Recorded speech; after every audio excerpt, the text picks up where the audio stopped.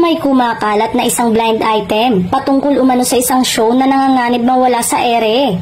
Sa nilalaman ng nasabing hirit ay sino itong binigyan ng eviction notice ng kanilang network at di umano ay pinagpapasa ng exit plan.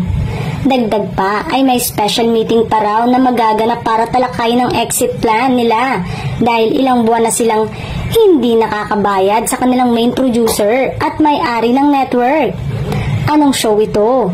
Kung ganon, marami sa kanilang fans ang nalulungkot.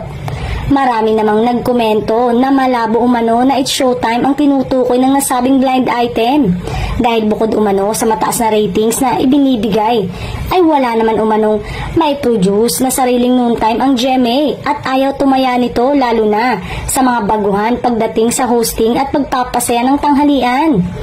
Say naman ay baka ang show na tinutukoy ay yung Will to Win na kay Willie Revillame.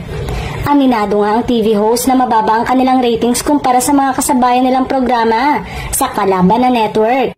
Ngunit hindi naman umano nila habol ang ratings dahil ang importante daw ay makapagpasaya sila. May mga nanghula naman na baka Itbulaga ito. Simula nga kasi nang malipat ito sa TV5 ay mas bumaba ang TV ratings kumpara sa abot ng showtime na umeere ngayon sa dati nilang tahanan.